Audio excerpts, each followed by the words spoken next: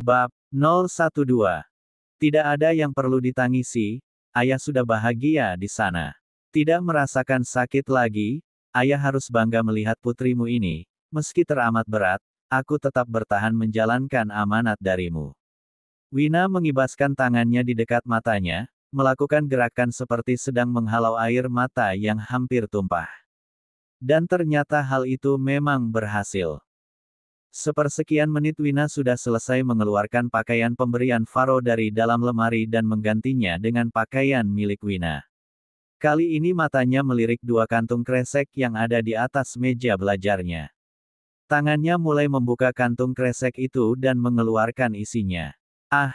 Struknya. Wina membuka tas dan mengeluarkan struk belanjaan dari dalam sana. Dia mulai membaca nama barang dan harga yang tertera di sana. Keripik singkong sukaku saja semahal ini, coba kalau beli di pasar tradisional. Dengan harga segini bisa dapat setengah kilo keripik singkong. Wina meletakkan keripik singkong yang dibelinya di minimarket sepulang kuliah sore tadi. Ini apalagi, mahalnya tidak ketulungan. Yang ini juga mahal, belanja seperti ini saja sudah menghabiskan 200.000. Aku harus segera mencari pekerjaan, jika tidak uang tabunganku akan semakin habis. Ah, mungkin besok aku mampir ke dealer motor dulu deh. Cari motor matic bekas saja, tapi yang bekas biasanya sering ngadat. Kayak motor bapak yang sering ngadat, mentang-mentang motor bekas dan harganya murah, motornya jadi sering bengek. Sedikit-sedikit masuk bengkel, manjanya bukan main. Setelah mengeluarkan semua belanjaan dari dalam kantung kresek, Wina duduk di tepi ranjang sembari berpikir keras. Tapi kalau beli motor baru uang tabunganku tidak akan cukup, di ATM cuma ada 8 juta. Atau kredit saja, dari mana aku bisa membayar tiap bulannya? Ah, sudahlah lebih baik aku makan dulu, lapar sekali. Wina bangkit dari ranjang, meraih satu bungkus mie instan. Langkahnya terayun menuju dapur. Sejak kecil Wina adalah gadis yang ceria dan pantang menyerah. Ketika masuk sekolah menengah pertama Wina sudah bisa membantu perekonomian keluarganya dengan berjualan gorengan. Setiap pagi dia selalu membawa beberapa jenis gorengan. Bahkan sampai berjualan pulsa pun dilakukannya. Kemandirian Wina terus dibawa sampai sekolah menengah atas. Ia tetap berjualan, mengikuti lomba menulis cerpen, bahkan bekerja paruh waktu. Jadi merupakan hal yang wajar jika Wina memiliki uang tabungan dan tidak pernah ingin menyusahkan orang lain. Termasuk suaminya, orang yang jelas-jelas membenci dirinya. Sudah pasti Wina akan berpikir dua kali untuk menggunakan uang dari Faro. Nyonya, apakah Anda mau makan? Akan saya siapkan, apa yang ingin Anda makan? Tanya bibi aneh begitu melihat Wina melangkah mendekati dapur. Tidak perlu Bi. Saya siapkan sendiri saja.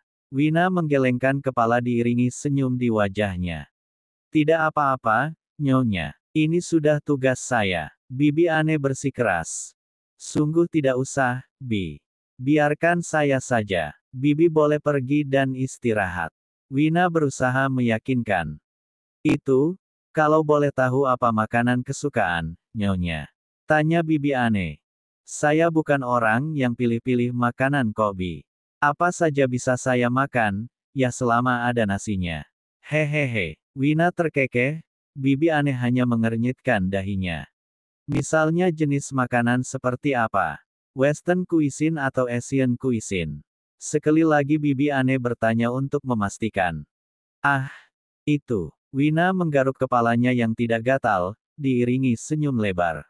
Bagaimana aku harus mengatakannya? Aku lebih suka ketoprak, balado terong, bahkan orek teri asin. Batin Wina. Jadi apa yang ingin Nyonya makan hari ini? Pertanyaan bibi aneh membuyarkan lamunan Wina. Ia terperanjat memutar otak untuk menjawab pertanyaan bibi aneh. Hari ini saya akan memasak sendiri, Bi. Ucap Wina. Kalau untuk besok, bagaimana? Bibi aneh benar-benar pantang menyerah. Nasi goreng. Jawab Wina asal sembari melayangkan senyum kudanya. Nasi goreng seafood. Bibi aneh kembali menggaruk kepalanya. Nasi goreng telur mata sapi, mungkin. Wina nyengir.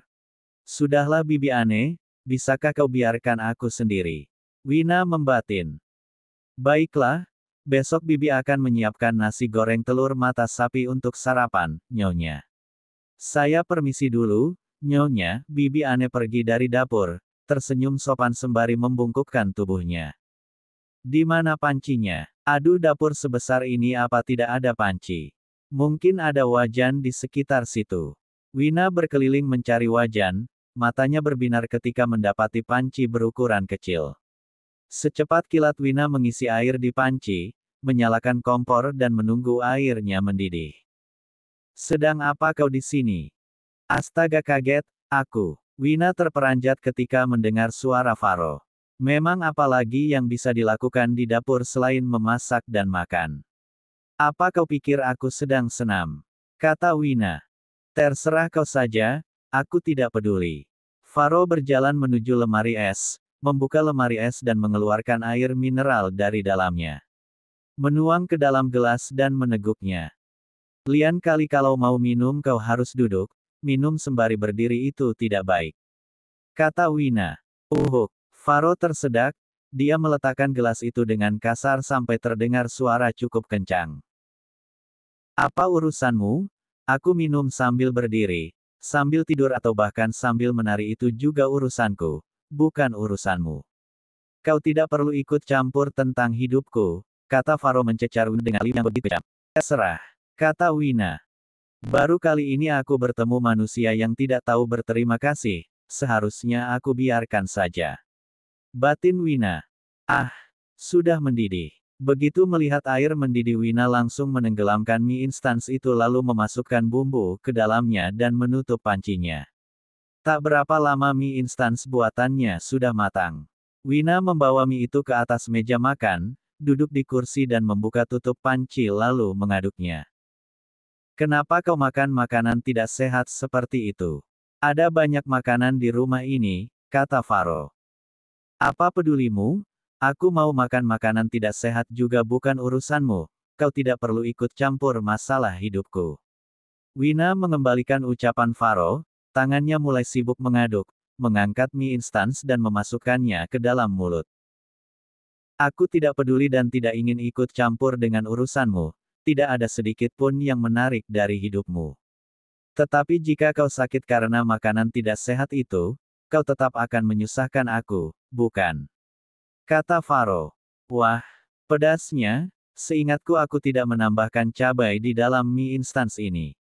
Kenapa rasanya pedas sekali? Wina mengibas-ngibaskan tangannya di depan mulut seraya memberi isyarat jika dirinya sedang berusaha menghilangkan rasa pedas. Kau sedang menyindir aku, Wina. Faro mencoba menebak-nebak kalimat yang dilontarkan Wina. Iya, aku sedang menyindirmu. Memangnya kenapa? Kau marah. Bagaimana denganku? Apa kau tidak mengerti, Faro? Jika kata-kata yang keluar dari mulutmu itu tidak memiliki manfaat apapun, bahkan sampai melukai hati orang lain. Bukankah lebih baik kau diam? Apa otakmu bermasalah? Coba dekatkan dirimu dengan Tuhan, mungkin saja kau bisa lebih baik dalam berkata-kata dan tidak lagi menyakiti perasaan orang lain.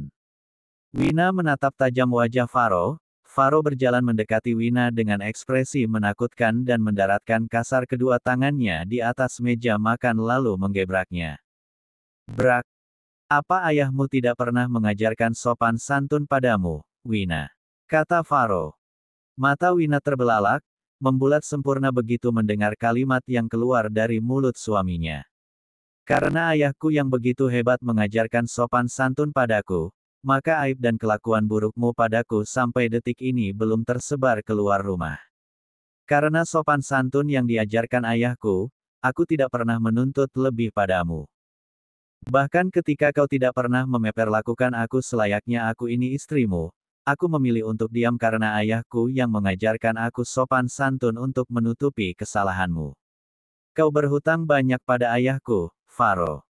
Kau tidak berhak berkata buruk tentang ayahku, Faro. Hiks. Wina terisak, air mata menganak sungai membasahi pipinya. Dari dulu Wina tidak pernah rela ibu dan ayahnya dipermalukan atau menjadi bahan pembicaraan siapapun. Tidak ada satupun manusia yang berhak menghakimi kedua orang tuanya kecuali Tuhan. Aku tidak bermaksud seperti itu, Wina. Suara Faro mulai melunak. Lalu apa maksudmu, Faro? Dengarkan aku baik-baik, kau boleh menghinaku, kau boleh menindasku, meskipun aku tidak akan diam saja, tetapi jangan sekali-kali kau merendahkan ayah dan ibuku.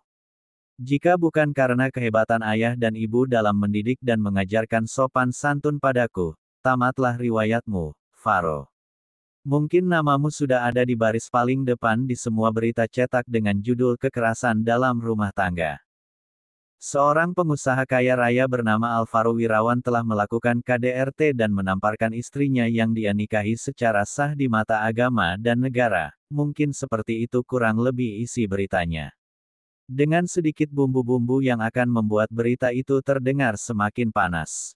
Maka sudah bisa dipastikan nama baikmu akan hancur, bisnismu akan mengalami kerugian, nilai sahammu akan anjlok, dan masih banyak lagi kecurangan yang akan kau hadapi. Tetapi karena ayahku, kau masih bisa bernapas lega. Wina masih terisak dengan napas yang mulai tersengal. Jadi, jangan banyak bicara jika yang keluar dari mulutmu hanya untuk menguji sampai di mana batas kekuatanku. Karena kau akan bergidik ketakutan jika tahu gadis yang kau nikahi adalah gadis liar yang bisa mencabik-cabik hidupmu dan menghancurkannya menjadi berkeping-keping. Wina menghapus kasar air matanya, ia mendongak wajahnya dan balas tatapan jam suaminya meski dengan napas tersengal, namun tidak terlihat sedikit pun rona ketakutan di wajah Wina. Jaga bicaramu, Wina. Aku ini suamimu. Kau harus lebih hormat padaku. Surgamu sudah bukan lagi ada pada ibumu, tetapi ada padaku.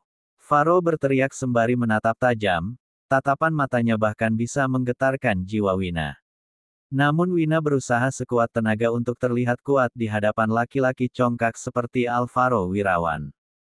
Pef, hahaha. Wina tertawa terbahak. Apa menurutmu ini lucu?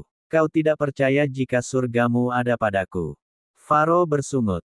Aku tidak pernah meragukan hal itu sedikit pun, Faro. Tetapi jika boleh aku ingin mengatakan beberapa hal padamu. Pertama, kau menempatkan aku di kamar paling belakang. Di ujung sana, Wina menunjuk sembarang tempat. Ruangannya jauh lebih kecil berkali-kali lipat dari kamarmu. Bukankah sebelumnya itu adalah gudang alat musik yang kau sulap menjadi kamar untuk aku tempati? Suami istri macam apa yang tidur terpisah seperti itu? Kedua, ketika aku datang untuk pertama kali di rumah suamiku sendiri, kau mendaratkan sebuah tamparan di pipiku.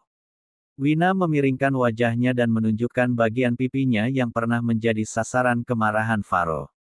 Kau tahu, Faro, aku ini tulang rusukmu yang bengkok. Jika kau membiarkan aku dan tidak membimbingku, maka aku akan semakin bengkok.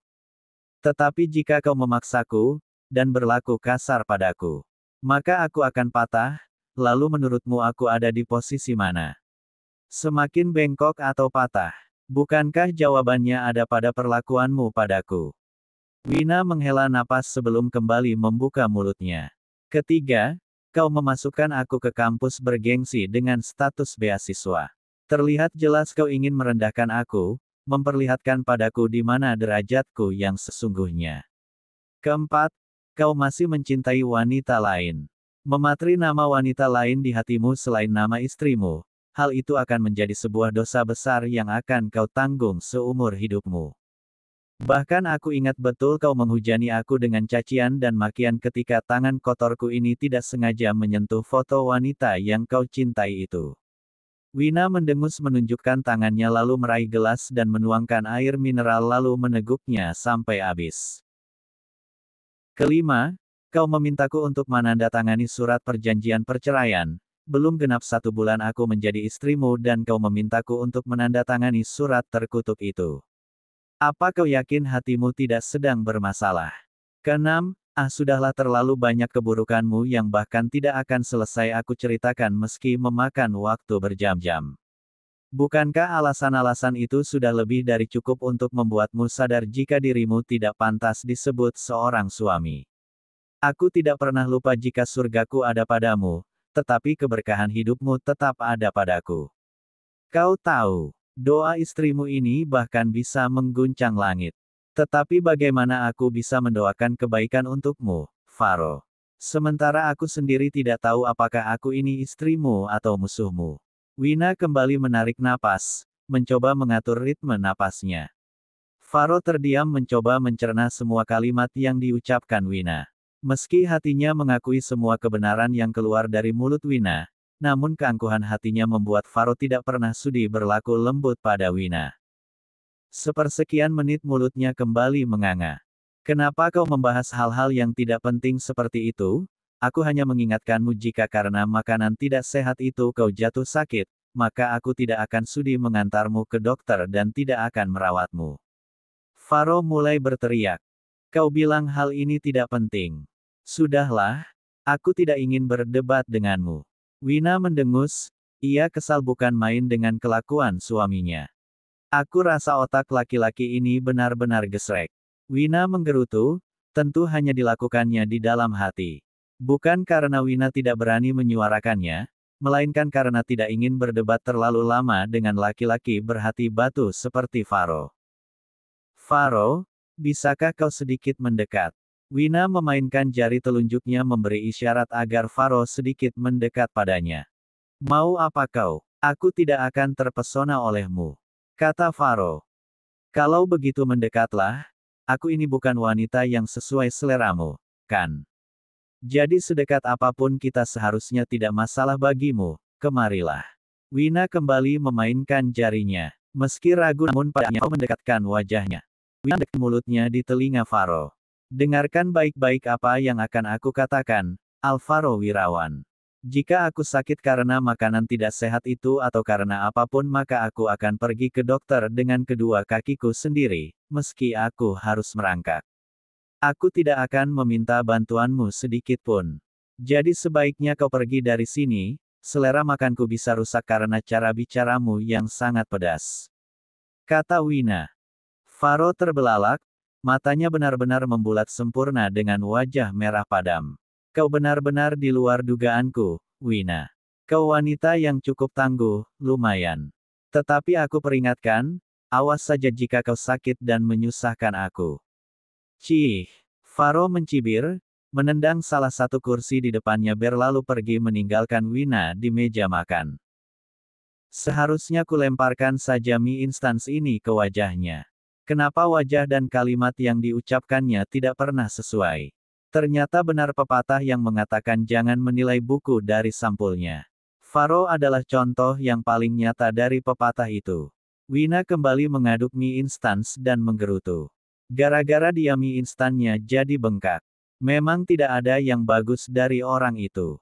Menyebalkan, arogan, berhati batu, benar-benar tidak ada bagus-bagusnya. Wina memasukkan mie instan ke dalam mulutnya dan mengunyah cepat. Wina masih melanjutkan makan sementara Faro menggerutu sepanjang perjalanan menuju kamar. Seharusnya Wina yang menyiapkan air untuk aku mandi, tapi melihat wajahnya saja sudah membuat aku muak. Sudahlah, dari dulu juga aku selalu menyiapkan air sendiri. Faro terus menggerutu, bahkan ketika menanggalkan seluruh pakaiannya. Sementara itu di meja makan. Mie instan yang sudah membengkak memang tidak enak. Semua ini gara-gara orang itu. Wina bangkit dari kursi, membawa panci dan matanya kembali berkeliling mencari tempat cuci piring. Astaga, tempat cuci piringnya jauh sekali. Kenapa juga harus berdiri? Aku kok lebih nyaman cuci piring sembari duduk ya, hahaha. Upik abu tetap saja upik abu. Wina kembali menggerutu, terkadang berganti dengan tawa. Dia menertawakan dirinya sendiri, seorang upik abu yang terdampar di istana tetapi tetap kembali menjadi upik abu. Awalnya Wina mengira akan dicintai dan dikasihi oleh suaminya. Ternyata hal itu hanya sebatas mimpi, bukannya cinta kasih yang didapatkan Wina melainkan penghinaan yang tiada habisnya. Wina meletakkan kembali panci ke tempatnya. Langkahnya mulai terayun sembari berpikir keras. Mandi dulu atau membersihkan kamar laki-laki itu, iya. Dia bilang sebelum jam 8 malam kamarnya harus sudah rapi, bukan? Aku heran, bukankah ada banyak pelayan di mansion ini? Kenapa dia harus repot-repot membersihkan kamarnya sendiri? Aku benar-benar tidak habis pikir dengan laki-laki sepertinya. Wina memacu langkahnya, menaiki satu persatu anak tangga dan sudah berdiri di depan pintu kamar Faro. Perlahan tangannya mulai menekan handle pintu dan tubuhnya menghilang di balik pintu kamar. Wah, lihatlah, kamarnya besar sekali. Bahkan kamar mandinya lebih besar dari kamarku. Apa dia benar-benar manusia yang punya hati? Aku khawatir Tuhan lupa memberikan hati nurani padanya. Wina mulai memungut satu persatu pakaian yang berserakan di lantai. Ceklak. Apa kau terbiasa menggerutu di belakangku, Wina?